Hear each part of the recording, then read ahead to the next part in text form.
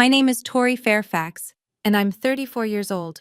3 weeks ago, my parents sold our family home for $1.8 million, the same house I'd contributed $200,000 to 12 years earlier, and handed every single dollar to my sister.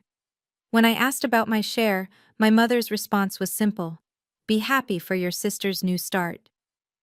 $200,000. My entire inheritance from my grandmother. Gone. Just like that. But here's what they didn't count on. I kept the paperwork. A signed agreement from 2012, promising me 40% of the house's value whenever it sold. They thought it was just family paperwork. Who sues family, right? 1 hour after I made a single phone call, the real estate agent contacted me. The sale is frozen. Your parents are not handling it well. Before I tell you what happened next, please take a moment to like and subscribe, but only if you genuinely want to hear how this ends. Drop a comment and let me know where you're watching from and what time it is there. I'd love to know. To understand why I had that document and why my parents forgot I had it, I need to take you back to the summer of 2012, when I was 22 years old and still believed that family would never betray each other. Growing up in Portland, Oregon, I was always the reliable one. My sister Meredith is 4 years older than me. She was the one who struggled in school, bounced between majors in college, and dropped out twice before finally getting a communications degree she never used. She married young, 24, to a guy named Kevin who worked in car sales. 2 kids followed. And somewhere along the way, Meredith became the one who needed help. Me? I graduated summa cum laude with an accounting degree, got hired at Morrison and Caldwell straight out of school. Never asked my parents for a dime after college. And that apparently made me the family ATM. The pattern was predictable. Meredith would have a crisis, car trouble, unexpected bill, marriage counseling fees, and my parents would call me. Tori, can you help your sister just this once? It was never just once. In 2018, I lent Meredith $15,000 to save her marriage. Couples therapy, she said. A romantic getaway to reconnect. I never saw a penny of it back. When I mentioned it at Thanksgiving that year, my mother pulled me aside. Don't be petty, Tori. Your sister is struggling. You have a good job. I did the math once. Over 10 years, I'd given my family, mostly Meredith, over $40,000 in loans that were never repaid, birthday gifts that were really bill payments, Christmas checks that went straight to credit card debt, and none of that included the big one, the $200,000. My mother always said the same thing whenever I hesitated. You're the one with the ability, your sister doesn't have that. It took me 30 years to realize that wasn't a compliment. It was a justification for draining me dry. But the real story starts with my grandmother and the money she left behind. My grandmother, Eleanor Mitchell, died in March 2012. She was 87, sharp as a tack until the end, and she loved me fiercely. I was the granddaughter who visited. Every Sunday afternoon during college, I'd drive 40 minutes to her assisted living facility in Lake Oswego. We'd play Scrabble, watch old movies, and talk about everything: her childhood during the Depression, her marriage, the bakery she'd run for 30 years before retiring. Meredith visited maybe twice a year. Christmas and Grandma Eleanor's birthday, sometimes not even that. So when Grandma Eleanor's will was read, nobody should have been surprised by what it said. But my mother acted like she'd been slapped. To my granddaughter, Tori Ann Fairfax, I leave the sum of $200,000 so that she may have a solid financial foundation for her future. That was it. Clear, specific, intentional. Meredith got Grandma's china set. My mother got the antique jewelry. My father got the grandfather clock that had been in the family for generations. But the money, the actual, liquid, life-changing money, went to me. My mother was furious. Not at Grandma Eleanor, of course. At me. You must have manipulated her, she said at the funeral reception. her voice low and venomous. She wasn't in her right mind, she always loved Meredith more. That wasn't true. Grandma Eleanor loved the granddaughter who showed up. It wasn't complicated. I kept a copy of that will. Still have it, actually, in the same safety deposit box where I keep all my important documents. It clearly states Grandma's intention: money for my foundation. 2 months after I received that inheritance, my mother called with a wonderful opportunity. I should have known right then that something was wrong. August 2012. I was 22, fresh out of college, and sitting in my parents' living room while my mother explained how I could invest in the family's future. The pitch was simple. The family home, which my parents had bought in 1995, still had about $120,000 left on the mortgage. The house was worth around $500,000 at the time. If I contributed $200,000 toward paying off the mortgage and making some renovations, I would own 40% of the home's value when it eventually sold. Think of it as an investment, my father said. Real estate always appreciates. You'll make money. And you'll be helping your family, my mother added. It's what Grandma Eleanor would have wanted. I hesitated. $200,000 was everything I had, my entire safety net. My mother's eyes hardened. Don't you trust us, Tori? We're your parents. I called my best friend Claire that night. We'd been close since freshman year at Portland State, and she was the only person outside my family who knew about the inheritance. At least get something in writing, Claire said. Anything. A napkin, something. So I asked. And my parents laughed. Fine, my mother said, rolling her eyes. If you want to be professional about it. My father typed up a simple agreement on his home computer. 1 page. It stated that I, Tori Fairfax, was contributing $200,000 to the family home, representing 40% of its value, to be repaid upon sale or transfer of the property. Both my parents signed it. Dated August 15, 2012. I kept the original in my safety deposit box at Wells Fargo. It cost me $75 a year for that box. Best $75 I ever spent. 12 years later, that piece of paper would change everything. The years passed the way they do when you're busy building a life you think is stable. I worked my way up at Morrison and Caldwell, junior accountant to staff accountant to senior financial analyst. I got my CPA license, moved into a decent apartment in the Pearl District, started a retirement fund, did everything right. Meredith's life took a different path. She and Kevin had 2 kids, Emma in 2016, Jacob in 2019. She never went back to work. The kids need me at home, she'd say. Kevin's car sales income covered the basics, barely, and through it all, my parents kept calling. The roof needed repairs.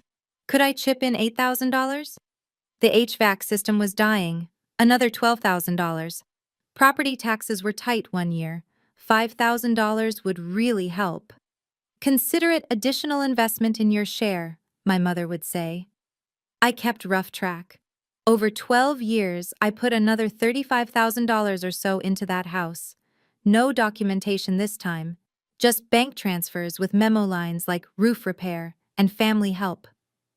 I was 34 years old, owned nothing but my car and my retirement accounts, and had given my family nearly $250,000. Then, in January 2024, Meredith's marriage finally collapsed. Kevin left her for a woman he'd met at the dealership. He kept the house. They'd bought it under his name alone. Meredith walked away with her clothes, the kids, and nothing else. She moved back in with my parents. And suddenly, all the family conversations centered on one thing. How do we help Meredith start over?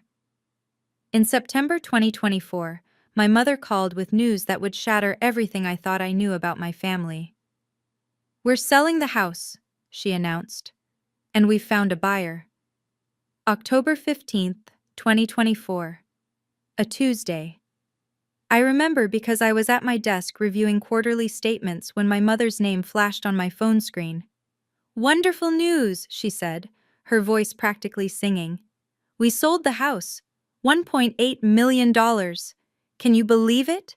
The Portland market is insane right now. I did the math instantly. Accounting reflex. 40% of $1.8 million was $720,000. My original investment plus 12 years of appreciation. Finally. That's great, Mom. So when do we... We've decided to give it all to Meredith. I stopped breathing. She needs it more than anyone, my mother continued, oblivious. Poor thing lost everything in the divorce. She needs a down payment for a new house, money to get back on her feet. This will give her a fresh start. Mom, my voice was barely a whisper. What about my share? The $200,000 I put in? Silence. Then, in a tone I'd never heard before, cold, dismissive, final. That was your contribution to the family, Tori. Your investment in us. You've done well for yourself. You have a career, an apartment. Meredith has nothing. But we had an agreement. Dad typed it up. You both signed. That was just family paperwork. She actually laughed. Nobody's going to hold you to that. We're family, not business partners. I gripped my phone so hard my hand ached. Be happy for your sister, my mother said. She's getting a second chance at life. That's what matters. She hung up before I could respond. I sat at my desk for 10 minutes without moving. My computer screen went to sleep. The office buzzed around me. And something inside me, something that had bent and flexed and accommodated for 34 years, finally snapped. I didn't sleep that night. I lay in bed replaying every moment. Every loan that was never repaid. Every holiday where Meredith's struggles took center stage. Every time I'd swallowed my needs because Tori can handle it. At 6 a.m., I gave up on sleep and called Claire. What time is it? She groaned. 6. I need to talk. 20 minutes later, she was fully awake and fully furious on my behalf. Tori, please tell me you kept that agreement. I had. Of course I had. I was an accountant. I kept everything. Then you need a lawyer, Claire said. Today, not tomorrow. Today. When's the closing? I checked the email my mother had forwarded weeks ago, back when she was still pretending I'd be included in the celebration. The closing was scheduled for October 20th, 5 days away. I don't know if I can do this, I whispered. They're my family. Tori, Claire's voice was firm. What family takes $200,000 from their daughter and then acts like it never happened? What family looks at your grandmother's inheritance, money she specifically left for you, and decides someone else deserves it more? I didn't have an answer. If a stranger did this to you, Claire continued, you'd call the police. Why should your family get a pass? She was right. I knew she was right. I'd known it for years, probably. I just hadn't wanted to face it. What if I lose them? I asked. What if this destroys everything? What do you have right now? Claire shot back. A family that treats you like an ATM isn't a family. It's a bank with guilt trips. That afternoon, I made an appointment with a real estate attorney named Nathan Webb. For the first time in my life, I chose myself. Nathan Webb's office was on the 14th floor of a downtown Portland high-rise with floor-to-ceiling windows overlooking the Willamette River. He was in his mid-40s, silver at the temples, with the kind of calm presence that comes from decades of seeing people at their worst. I handed him 3 documents: the 2012 agreement with my parents' signatures, the bank statement showing my $200,000 wire transfer, and a copy of my grandmother's will. He read through everything in silence. Twice.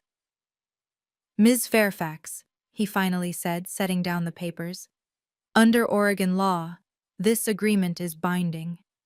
I exhaled. I hadn't realized I'd been holding my breath. The document is signed by both parties, he continued. It specifies the amount contributed, the percentage of ownership, and the conditions for repayment. It's not fancy, but it's enforceable. My mother said it was just family paperwork, I said. That no one would hold me to it. Nathan almost smiled. People say a lot of things when they're trying to avoid paying $720,000. He explained my options. I could send a formal letter demanding my share, but that would give my parents time to lawyer up, potentially contest the agreement, drag things out for months or years. Or I could wait until the closing, appear with legal representation, and assert my claim directly. The sale couldn't proceed if there was a legitimate ownership dispute. Which would you recommend? I asked. The closing is in 3 days, Nathan said. If you want certainty, you show up with documentation they can't refute, in front of witnesses who have a legal obligation to address ownership disputes before completing any transaction. I thought of my mother's voice on the phone. Be happy for your sister. I'll be there, I said. What do I need to do? Nathan Webb moved fast. By the end of our meeting on October 17th, he had already drafted a letter to Lakewood Realty, the company handling my parents' sale, notifying them of a potential ownership dispute affecting the property. We won't identify you by name yet, he explained. Just that a claim exists. It puts them on legal notice. They'll be required to disclose this to all parties before closing. I imagined my parents receiving that news, the confusion, the dawning realization. What happens when they find out it's me? They'll try to contact you, probably through your mother. Guilt, manipulation, whatever's worked before. Nathan's eyes were steady. The question is whether you'll hold firm. I thought about that. 34 years of bending, of being the responsible one, of watching my grandmother's gift, her explicit, documented wish for my security, being handed to someone else because my sister needed it more. I'll hold firm, I said. Nathan nodded. Good. I'll attend the closing with you on the 20th. We'll bring notarized copies of everything. The original agreement, the wire transfer records, even your grandmother's will showing her intent. He paused, then added something that made my stomach drop. I should mention, I reviewed the listing documents your parents filed. They signed a seller's disclosure stating there were no ownership claims or disputes on the property. Meaning? Meaning they either forgot about your agreement entirely or they deliberately omitted it. His expression was neutral, professional. Either way, they signed a legally binding document that wasn't accurate. That's not good for them. The closing was in 3 days. My family had no idea I was coming. No idea I had the agreement. No idea their $1.8 million sale was about to come to a grinding halt. And honestly, I was terrified. October 17th, 5:47 p.m. My phone rang. Mom. I almost didn't answer, but I needed to know what they knew. Tori! Her voice was bright, artificially so.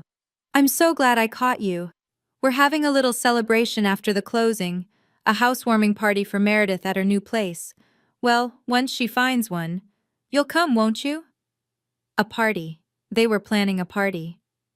When is it? I asked, keeping my voice neutral. The 21st, right after all the paperwork's done. The whole family will be there. Aunt Linda, Uncle Robert, everyone. We're so excited for Meredith's fresh start. I closed my eyes. I'll try to make it. Wonderful. Oh, and Meredith wants to thank you personally. She knows you've always been there for her.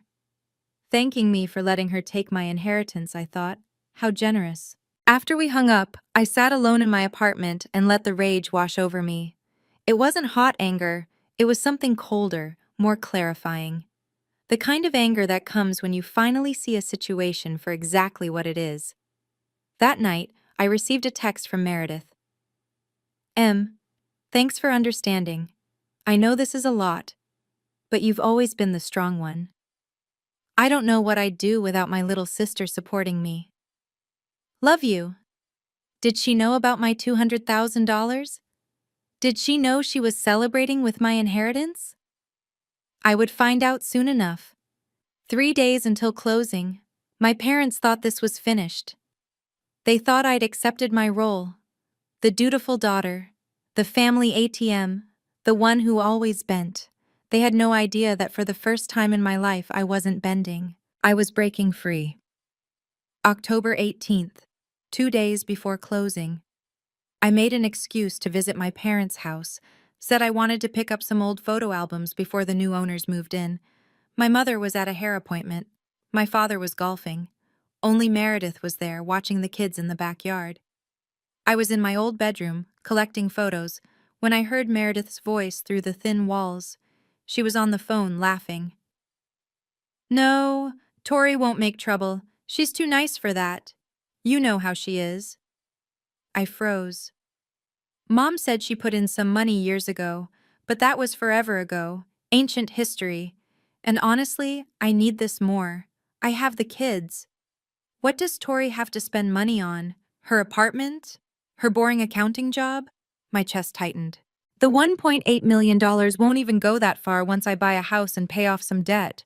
Probably only have like $800K left after everything. But it's a start, right? She paused, listening to whoever was on the other end. Tori will understand. She always understands. That's her thing. She's the understanding one. I stood perfectly still, barely breathing. Mom says she contributed something to the house back in the day, but whatever. That was a gift. Family helps family, and I need the help more than she does. She knew. She knew about my contribution, and she'd decided it didn't matter. Because I had a job and an apartment, and she had kids and problems. Because I was the understanding one. I left without the photo albums. I couldn't look at her. I couldn't trust what I might say. 2 days until closing, and now I knew the truth. My sister was complicit. This wasn't just my parents' decision, it was hers too. That night, I couldn't sleep. Again. At 1 a.m., I called Claire. She picked up on the second ring. She'd been waiting for updates. She knew, I said, my voice cracking. Meredith knew about the money. She just decided I didn't deserve it. Oh, Tori. She called it a gift. Said family helps family. I laughed bitterly. As if I haven't been helping this family my entire adult life. Claire was quiet for a moment. Then, "Are you having second thoughts?" I wanted to say no, but the truth was more complicated. Meredith has 2 kids, I whispered. Emma's 8. Jacob's 5. They didn't ask for any of this. What if I'm hurting them? Stop, Claire's voice was firm. You're not taking anything from those kids.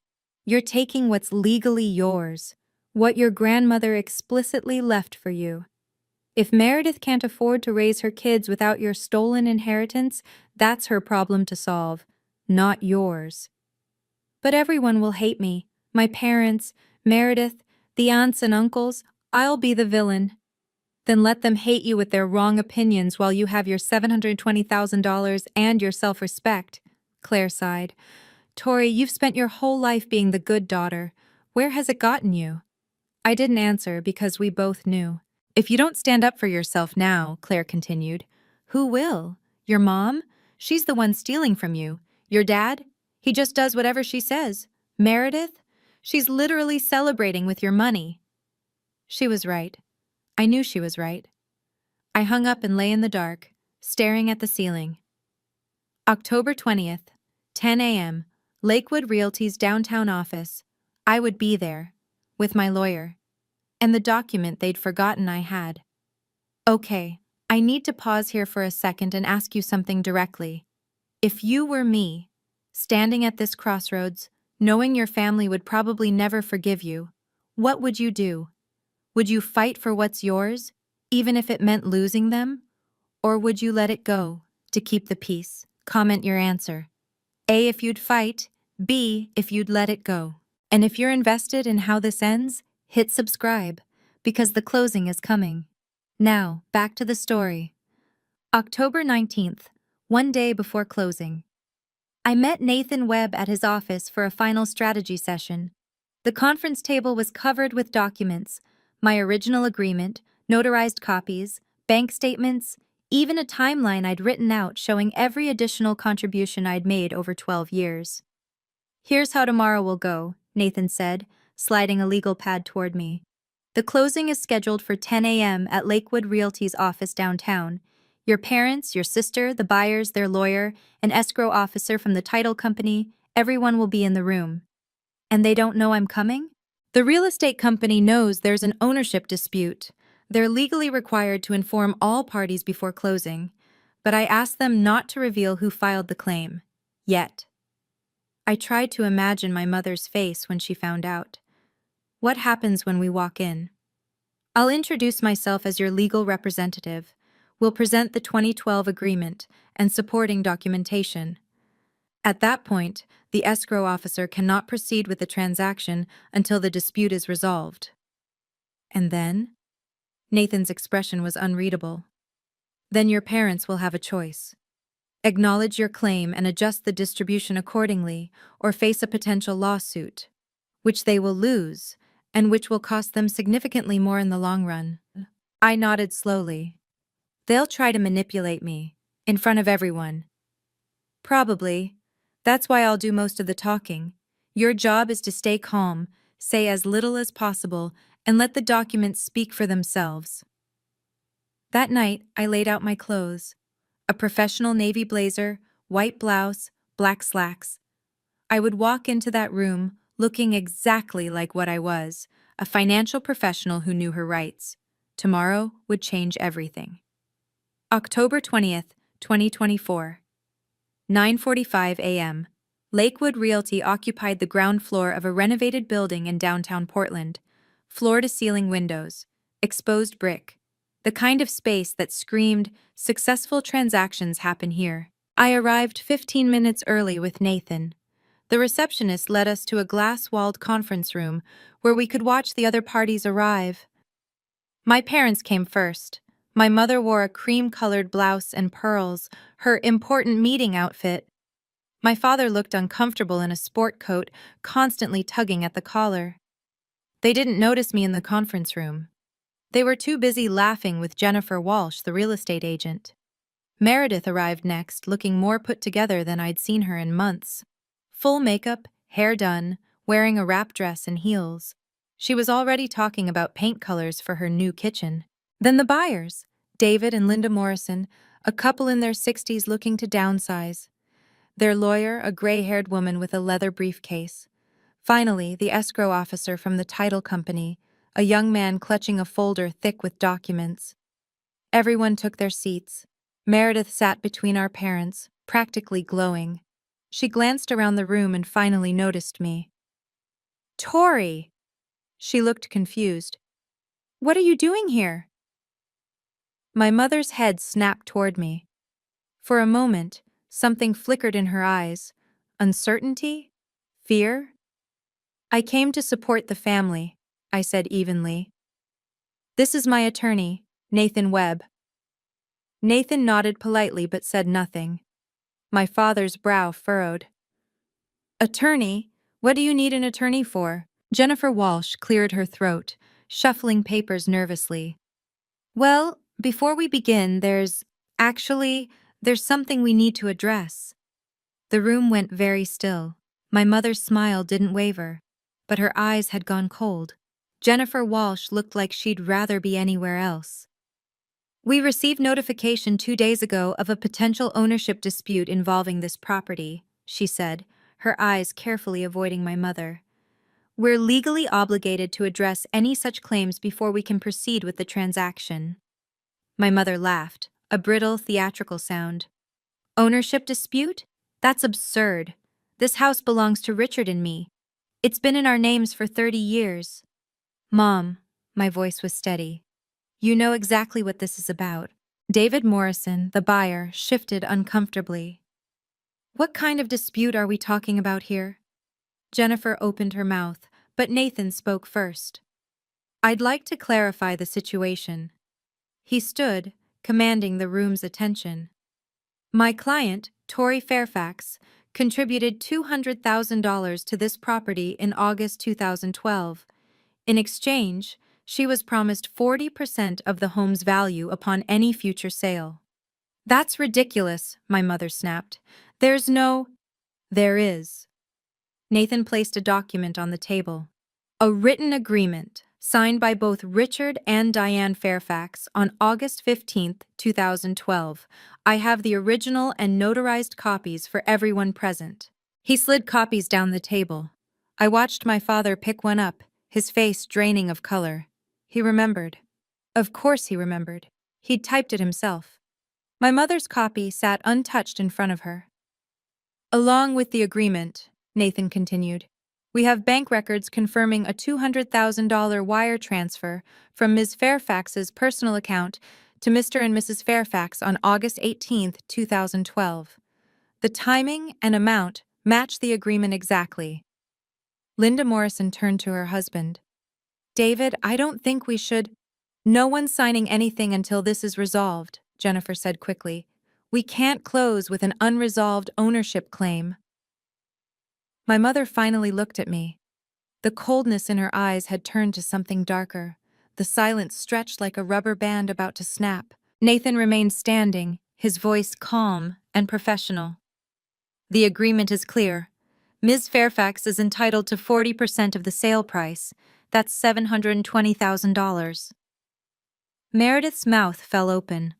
$720,000? You're suing us? I'm not suing anyone. I met her eyes. I'm asking for what I was promised, what I'm legally owed. This is insane. My mother's composure cracked. That was family money. You were helping with the mortgage. I was making an investment, I corrected, and I have the document proving it, with your signature, and Dad's. My father hadn't said a word. He was staring at the agreement, his face ashen. Diane, I remember this. I typed it myself. Richard, don't. She was right to ask for it in writing, he continued almost to himself. I thought it was silly at the time, but she was right. Jennifer Walsh spoke up, her tone carefully neutral. Mr. and Mrs. Fairfax, this is the first time I've seen this document. It wasn't disclosed in your seller's paperwork. Because it doesn't matter, my mother's voice rose. It was just something we did for Tori's peace of mind. Nobody takes these family things seriously. Nathan's eyebrows lifted slightly. Oregon courts do, Mrs. Fairfax. This document meets all legal requirements for an enforceable contract. Your daughter has a legitimate ownership claim. David Morrison pushed back from the table. Jennifer, we're not comfortable proceeding until this is sorted out. This is exactly the kind of thing we were worried about. I understand completely, Jennifer said. We'll need to pause the closing until the dispute is resolved. Pause, not cancel, but close enough. I watched my mother's face cycle through emotions, shock, fury, disbelief, and underneath it all, something I'd never seen before, fear. My mother wasn't finished. You're doing this for money? She leaned across the table, her voice cracking. Your own family, the people who raised you, sacrificed everything for you, and you're treating us like strangers? You treated my $200,000 like it didn't exist, I replied. You decided to give everything to Meredith without even telling me the house was for sale. Because you don't need it. Look at you. You have a career, an apartment, a life. Meredith has nothing. Meredith has two parents who have catered to her every need for 38 years. My voice was steady even though my heart was pounding. I have a document proving I'm owed $720,000. Those are different kinds of having. Meredith burst into tears. How can you do this to me? To my kids? I just got divorced, Tori. I have nothing. You have $1.8 million sitting on this table, Nathan interjected calmly. Minus my client's legitimate share, you still have $1,080,000. That's not nothing by any reasonable standard. My mother whirled on Nathan. This is none of your business. This is a family matter. It became my business when your daughter retained me to protect her legal interests. Nathan's tone never wavered. Interests you've clearly attempted to circumvent. David Morrison stood up. We're not signing today. Jennifer, call us when this is resolved. He and his wife left without another word. Their lawyer followed, pausing at the door. You should have disclosed this, Mr. and Mrs. Fairfax. You may have exposure beyond just this sale. My mother turned to me, her eyes wet with tears that might have been real or might have been performance. You've ruined everything. I hope you're happy. I'm not happy, I said quietly, but I'm also not being robbed anymore. The conference room was emptying. The buyers were gone. The escrow officer was packing up his untouched documents. But my family remained, circling me like I'd committed a crime. Meredith grabbed my arm. Do you know what you've done? My kids need this money. Your niece and nephew. Don't you care about them at all? I pulled my arm free. Emma and Jacob deserve a stable future, but it shouldn't be built on money stolen from their aunt. Stolen? Meredith's voice went shrill. Mom said you offered to help with the house. She said you wanted to contribute. I contributed $200,000 with the promise of getting 40% back when you sold. That's not charity, Meredith. That's an investment. And I have the paperwork to prove it. You were 22. You probably misunderstood. I was a college graduate with an accounting degree. I understood exactly what I was signing, and so did Mom and Dad. My father finally spoke. Tori, please, can't we work something out? Privately? Without lawyers and strangers involved? I looked at him. This man who'd spent my entire life deferring to my mother, who'd signed the agreement and then pretended it didn't exist. You had 12 years to work something out, I said. You had 12 years to tell me you were planning to sell. 12 years to say, Tori, let's talk about your share. You didn't. You tried to give my money to Meredith and hope I was too good to make trouble. I gathered my purse and stood. I'm willing to negotiate, I said. I want my $720,000 and then I'm out of this. But I will not be guilted into giving up what's mine. Not anymore. Nathan handed my mother his card on the way out. She didn't take it. It fluttered to the table like a white flag she refused to accept. 1 hour after I left the closing, my phone rang. The caller ID showed Lakewood Realty. Ms. Fairfax? This is Jennifer Walsh. Yes. I wanted to update you on the situation. She sounded exhausted. The sale is officially frozen until the ownership dispute is resolved. The buyers are understandably hesitant to proceed. I understand. Your parents are not handling it well. Your mother is insisting this is all a misunderstanding. Your father is asking if there's any way to expedite a resolution. There is, I said. They can acknowledge my 40% claim and adjust the payout accordingly. Jennifer paused. I've been doing this job for 15 years, Ms. Fairfax. I've seen a lot of family conflicts over real estate, but I have to say, I've never seen anyone forget to disclose a $200,000 contribution from a family member. Do you think they forgot? Another pause. I think they hoped no one would ever ask. I thought about that. 12 years of hoping I'd never assert my rights. 12 years of betting on my silence, my compliance, my pathological need to keep the peace. Ms. Walsh, can I ask you something? Of course. In your professional opinion, not legally, just personally, would you have signed that seller's disclosure stating there were no ownership claims? She was quiet for a long moment. No, she finally said. I would not have, because that's not just an oversight, Ms. Fairfax. That's a choice. My parents had chosen to erase me, to pretend my contribution didn't exist, to sign legal documents saying no one else had any claim to their property. They'd made their choice. Now I was making mine. I'll have my attorney contact you tomorrow to discuss next steps, I said. Thank you for calling. The guilt offensive started that evening. My mother called at 6:47 p.m. Her voice had transformed from the cold fury of the conference room to something softer, wounded, maternal, heartbroken. Tori, she sighed my name. I can't believe it's come to this. Neither can I. I raised you better than this. I taught you that family comes first, that we support each other. Her voice cracked artfully. And now you're treating us like criminals. I'm treating you like people who signed a contract and then pretended it didn't exist. That contract was a formality. We never meant... Then why did you sign it? Silence. You had a choice, Mom. When you decided to sell, you could have called me. You could have said, "Tori, remember that agreement? Let's talk about how to honor it." Instead, you tried to give everything to Meredith and hope I wouldn't notice. Your sister needs it more. That's not for you to decide. Not with my money. Her tone shifted again, harder now, threatening. If you go through with this, I'll tell everyone. The whole family will know what kind of daughter you really are. A greedy, selfish. Tell them. I cut her off. And I'll show them the document, with your signature, dated 2012.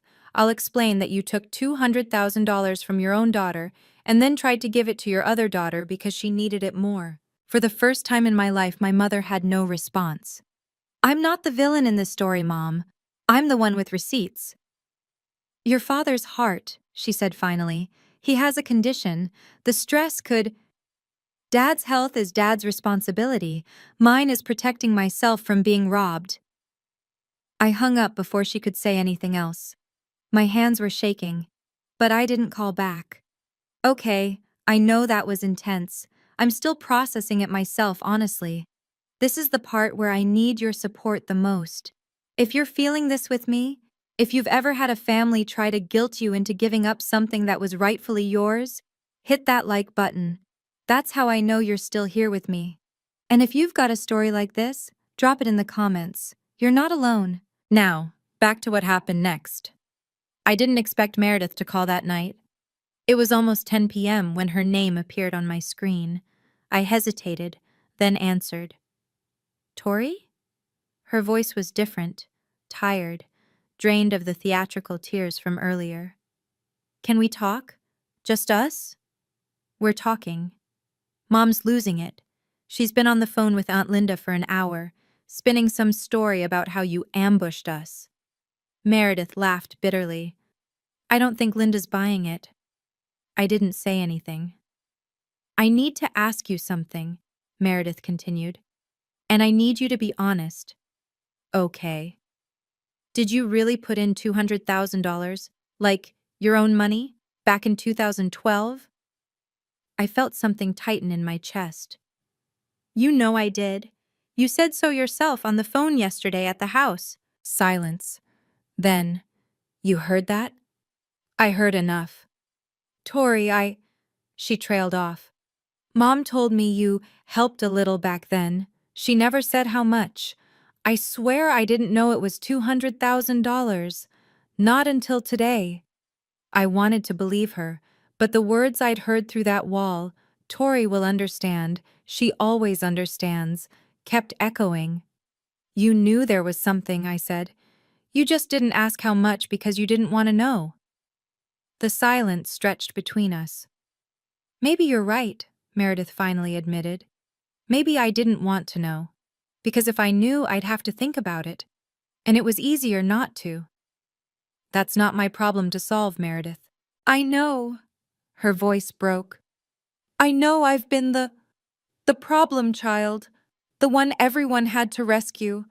I know you've resented me for years. I didn't resent you. I resented being invisible while you got everything. That's fair, she whispered. That's really fair. October 22nd, 2 days after the failed closing, Nathan Webb called with an update. The buyers, David and Linda Morrison, had officially issued an ultimatum. Resolve the ownership dispute within 7 days, or they would withdraw their offer and demand their $90,000 earnest money deposit back. If they withdraw, Nathan explained, your parents face 2 problems. First, they lose a guaranteed buyer in a market that's already cooling. Second, they may have legal exposure for misrepresentation on the seller's disclosure. Misrepresentation? They signed a document stating there were no ownership claims on the property. That wasn't accurate. The Morrisons' lawyer has already sent a letter suggesting they might pursue damages. I processed this. My parents had put themselves in a corner, and I hadn't even done anything except show up with the truth. What do you think they'll do? I asked. I think they'll realize they have no leverage. Every day this drags out costs them money, legal fees, carrying costs on the house, potential lawsuit from the buyers. Meanwhile, you can wait indefinitely. The agreement doesn't expire. That afternoon, I learned my mother had hired her own lawyer, a family attorney named Douglas Peters, who, according to Nathan, had immediately advised her that fighting my claim would be expensive, lengthy, and almost certainly unsuccessful. His exact words, apparently, were, "Mrs. Fairfax, your daughter has documentation that any judge in Oregon will recognize as valid. My professional advice is to negotiate." I almost laughed. After 34 years of my mother controlling every narrative, she'd finally encountered a situation where her version of events didn't matter. The facts were the facts, the signatures were the signatures, and she was running out of time. My mother's tell everyone threat backfired spectacularly. By October 23rd, she had called every relative she could reach: Aunt Linda, Uncle Robert, cousins I hadn't spoken to in years, spinning a story about her ungrateful daughter blocking a family home sale over ancient history. What she didn't count on was me sending a group email that same day. Subject: clarification on the Fairfax property dispute. I kept it simple. Attach the 2012 agreement with both signatures. The bank records showing my $200,000 transfer. A brief explanation. I contributed this money with a documented promise of 40% ownership. When the house sold, my share was going to be given to my sister. I'm asking for what I was promised. The responses came fast. Aunt Linda, my mother's own sister, called me that evening. "Tori, honey, I believe you." Her voice was warm, steady. "Your mother, she did something similar when we settled your grandmother's estate. Tried to claim things that weren't hers. I know what she's capable of." "She did?" "She wanted Mama's jewelry and the money you got. Said it was unfair that you inherited more than Meredith. I had to threaten to get lawyers involved before she backed down." I hadn't known that. For years, I'd thought I was the only one who saw my mother clearly. Uncle Robert called next, my father's brother. "Your dad called me, asking me to talk sense into you." I told him I'd seen the documents, and the only person needing sense talked into them was him. The family narrative was shifting. My mother had counted on everyone believing her story without evidence. She hadn't anticipated that I would provide receipts, literally. "You're not alone in this," Aunt Linda told me before hanging up. "You never were. We just didn't know how to help." October 24th. My father called. It was the first time he'd reached out without my mother orchestrating it. "Tori." His voice was heavy, tired. "Can we talk? Just you and me?" I was driving home from work, the Portland evening traffic crawling around me. I pulled into a parking lot and turned off the engine. "I'm listening." "I owe you an apology." He paused, and I heard him take a shaky breath. "I owe you a lot of apologies, but this one especially." I waited. "I signed that paper in 2012. I typed it up myself. I remember doing it." His voice cracked. "And then I let your mother convince me it didn't matter. That you wouldn't. That you'd just go along with things."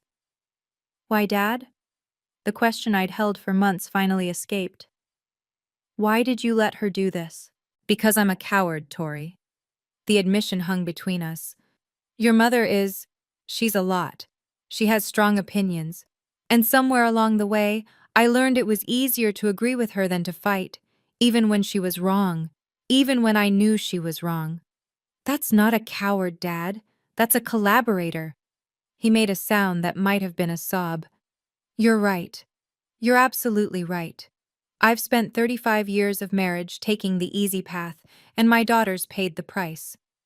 "What are you saying?" "I'm saying I'll make sure you get your money. I don't know how yet. Your mother is still fighting.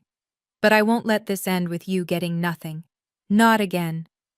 "I need more than promises, Dad." "I know." His voice steadied. "For once in my life, I'm going to do the right thing, even if it costs me." I wanted to believe him. I just didn't know if I could. October 26th. Nathan's office. The conference room felt different than my parents' closing had. Smaller, more intimate, and somehow more final. My parents sat across from me with their attorney, Douglas Peters.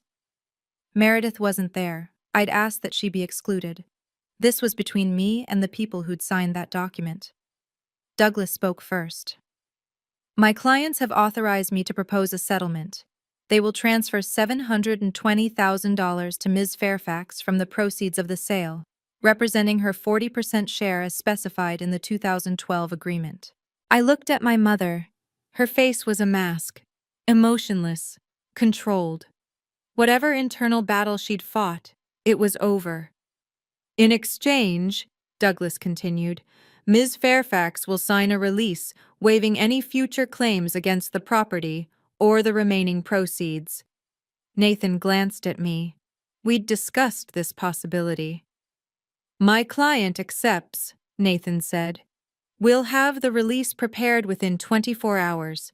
The $720,000 should be transferred within 3 business days of the sale closing. My father nodded. My mother didn't move. There's one more thing, I said. Everyone looked at me. I want you both to acknowledge, here, in front of our attorneys, that this money was always mine. That the agreement was valid. That what you tried to do was wrong. My mother's jaw tightened. Tori, I need to hear it. The silence stretched. My father spoke first. You're right. It was yours. We were wrong to try to take it. My mother stared at the table. For a long moment I thought she wouldn't say anything at all. Fine, she finally said. It was yours. Are we done? It wasn't the apology I deserved, but it was more than I'd ever gotten before. We're done, I said, and for the first time in 12 years I believed it. After the meeting ended, my mother caught me in the hallway. Happy now? Her voice was low, bitter. You got your money. You humiliated us in front of everyone. You won. I stopped walking but didn't turn around. This was never about winning, Mom. Really? Because it feels like you were keeping score this whole time, waiting for the perfect moment to cash in. Now I turned. I kept a document, that's all. A document that you and Dad signed, promising me something. For 12 years, I never once brought it up. I never asked for interest. I never complained about the extra money I put in for repairs and taxes. I just trusted that when the time came, you'd do the right thing. And I didn't. Her voice wavered. I know. You don't have to keep saying it. I'm not trying to hurt you, Mom. I'm trying to explain why I had to do this. I took a breath. For 34 years, I've been the daughter who gives, who doesn't complain, who makes everything easier for everyone else. And where did it get me? She didn't answer. I don't want to hate you, I continued. I don't want to lose you. But I can't be your ATM anymore. I can't be the one who sacrifices everything while Meredith takes everything. If we're going to have any kind of relationship going forward, it has to be different. Different how? Equal. Boundaried. I'll still be your daughter, but I won't be your backup plan. My mother's eyes were wet. Real tears this time, I thought. I don't know how to do that, she whispered. I don't know how to be what you're asking. Then maybe it's time to learn, I said. I did. I walked away before she could respond. October 28th. The closing finally happened. I wasn't there. I didn't need to be. Nathan represented my interests, and by 11:47 a.m., I received an email confirmation, all documents signed, sale complete, proceeds distributed. October 31st, 3 days later. I was at my desk at Morrison and Caldwell when my phone buzzed with a banking notification. Deposit $720,000. I stared at the number for a long time. $720,000. My grandmother's gift, finally honored. My investment, finally returned. My worth, finally acknowledged. I called Claire. It's done, I said. How do you feel? I thought about it. Not as happy as I expected, not triumphant, just relieved. Like a weight I didn't know I was carrying, finally got lifted. That's what closure feels like, Claire said. It's not fireworks, it's just quiet. That evening, I made a decision. I would use some of the money, $50,000, to create a small scholarship fund in my grandmother's name, the Eleanor Mitchell Foundation for First-Generation College Women. It would help young women like me, the ones who work hard, follow the rules, and sometimes get overlooked anyway. Grandma Eleanor left me that money so I'd have a foundation. Now I could pass that gift forward. I called the Portland Community Foundation the next morning to start the process. The woman on the phone asked why I wanted to create the fund. My grandmother believed in me when no one else did, I said. She wanted me to have a solid start. Now I want to give that to someone else. That's beautiful, Ms. Fairfax. Maybe it was, or maybe it was just the right thing to do. Either way, it felt like something Grandma Eleanor would have approved of. January 2025. 3 months after the closing. My life looked different now, not dramatically, but meaningfully. I still worked at Morrison and Caldwell, but I'd finally asked for the raise I deserved for 2 years. They gave me 15% plus a bonus for the client retention work I'd done last quarter. Turned out that when you stop accepting less than your worth in one area of your life, you stop accepting it everywhere. I bought a condo in the Alberta Arts District. 2 bedrooms, original hardwood floors, a tiny balcony where I could drink coffee and watch the Portland rain. It was mine, my name on the deed, my space, my future. Most of the money went into investments, index funds, retirement accounts, a small emergency fund, boring, responsible choices, the kind Grandma Eleanor would have made. I started seeing a therapist, Dr. Rachel Brennan, who specialized in family dynamics and boundary setting. Our sessions were hard, digging into 34 years of people-pleasing, of making myself small, of believing that love meant sacrifice. The hardest part, I told her in our 3rd session, is accepting that my family wasn't wrong by accident. They knew what they were doing. They just hoped I'd be too nice to stop them. And how does that make you feel? Angry, sad, free. I paused. Mostly free. She nodded. You're grieving, Tori. Not just the money or the relationship you wish you had. You're grieving the version of yourself who believed things would get better if she just gave enough. That version of me was an idiot. That version of you was a survivor. She did what she had to do. Now you get to do something different. Different sounded good. Different sounded like a beginning. My relationship with my family settled into something new, not healed, not broken, just different. My mother and I talked once a month, short calls, surface level. She never apologized properly, and I stopped expecting her to. But she also stopped asking me for money, stopped comparing me to Meredith, stopped treating me like a resource to be managed. Maybe that was as good as it would get. I was learning to accept that. My father tried harder. He sent me an actual letter, handwritten, 2 pages, apologizing for every time he'd stayed silent when he should have spoken up. It wasn't eloquent, but it was honest. We had dinner together once, just the 2 of us, and he told me he was proud of me. I should have said it more, he admitted over coffee. I should have said it every day. You can start now, I told him. And he did. The surprise was Meredith. In December, she sent me a text.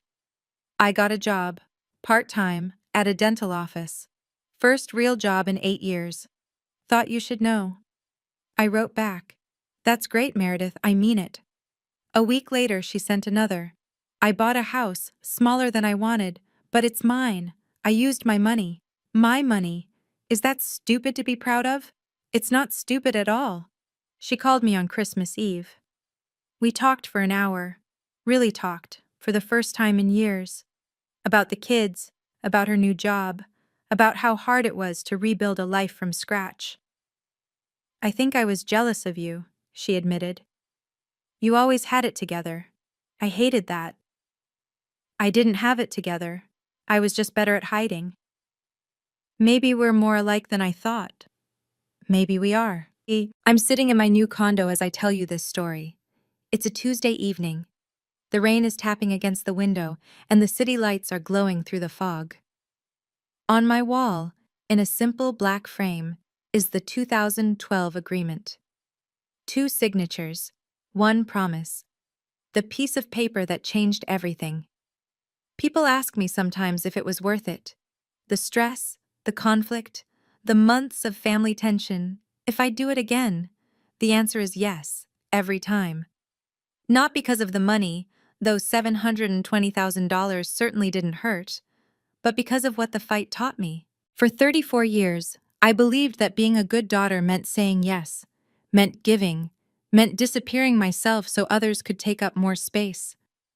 I thought if I was patient enough, kind enough, understanding enough, my family would eventually see me, value me, choose me. They didn't. They never would have. Because I taught them not to. The document didn't just save my inheritance, it saved me. It was proof that I had value, that my contributions mattered, that I deserved to be protected, even if I had to be the one doing the protecting. If you're watching this and you're in a similar situation, being taken advantage of by people who should love you, hear me when I say this. Keep records, keep receipts, keep evidence of every agreement, every promise, every contribution. And more importantly, believe that you're worth fighting for. I didn't win because I had $720,000. I won because I finally chose myself. That's the real inheritance my grandmother left me. Not just the money, but the knowledge that I deserve to take up space, to have boundaries, to be seen. And no one, not even family, gets to take that away. From a psychological perspective, Tori's story reflects a dynamic many families struggle with: the scapegoat versus the golden child. When one child is expected to carry burdens while another is protected from consequences, both suffer, just differently. The responsible child learns that love is conditional on performance. The protected child never develops resilience. 3 lessons to take from this. Take. First, loving someone doesn't mean letting them exploit you. Boundaries aren't walls, they're doors you control.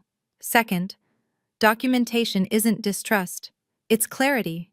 Even with family, especially with family, put important agreements in writing. Third, sometimes saying no is the most loving thing you can do. It forces people to grow in ways enabling never will. If any of this resonated with you, know that you're not alone. And your rights, financial, emotional, personal, are worth protecting. You deserve to take up space. Thank you for staying with me until the end of this story. If it meant something to you, if you've been the Tory in your family, hit that like button and subscribe. That's how I know these stories matter. There are more stories like this in the playlist below, in the description. People who stood up, drew lines, and found their way back to themselves. Until next time, take care of yourself, because you deserve it.